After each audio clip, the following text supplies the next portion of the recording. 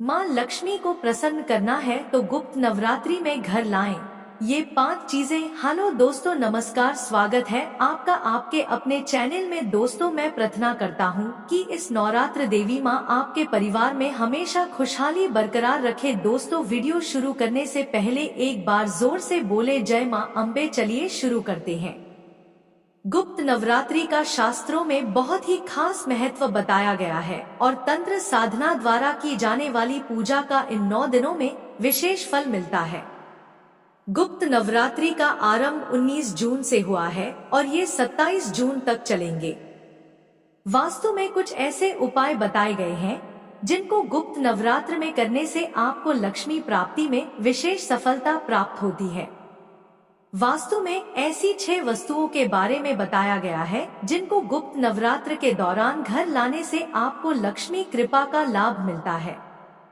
आइए जानते हैं कौन सी हैं ये वस्तुएं और उपाय। गुप्त नवरात्रि माँ दुर्गा के साथ ही माँ लक्ष्मी को प्रसन्न करने के लिए भी बहुत महत्वपूर्ण माना जाता है। इन 9 दिनों में यदि हम माँ लक्ष्मी को प्रसन्न करने के लिए कुछ उपायों को आजमाएं, बहुत ही शुभ फलों की प्राप्ति होती है और माँ लक्ष्मी प्रसन्न होकर हमारे घर में धन वर्षा करती है। कमल का फूल या तस्वीर। माँ लक्ष्मी को कमल का फूल विशेष रूप से प्रिय होता है।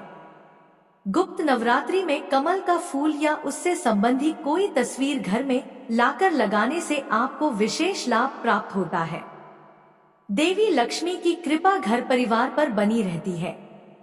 माँ लक्ष्मी की तस्वीर। घर में माँ लक्ष्मी की तस्वीर लगाने से आपको शुभ लाभ मिलता है।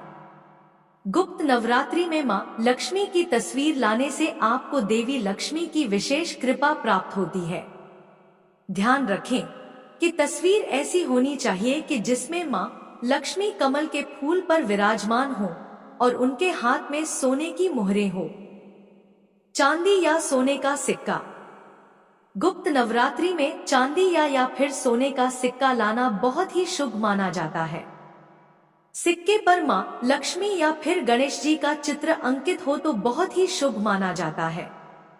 ऐसा करने से आपके घर में बरकत आती है और माँ लक्ष्मी आपसे प्रसन्न होती है। मोर पंख। मोर का संबंध भगवान कृष्ण से होता है और कृष्ण जी को भगवान विष्णु का ही अवतार माना जाता है। इसलिए माँ लक्ष्मी को मोर पंख बहुत प्रिय होते हैं। मान्यता है कि गुप्त नवरात्रि में इन्हें घर लाने से आपकी सुख समृद्धि में वृद्धि होती है और आपके ऊपर ईश्वर की कृपा बनी रहती है। 16 श्रृंगार का सामान। नवरात्रि में सुहाग का सामान खरीदना बहुत ही शुभ माना जाता है।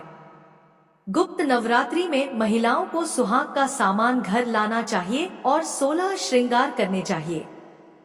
ऐसा करने से उन्हें सदैव सौभाग्यवती रहने का आशीर्वाद प्राप्त होता है और माँ लक्ष्मी की कृपा आप पर बनी रहती है। घर में पैसों की कभी कोई कमी नहीं होती है।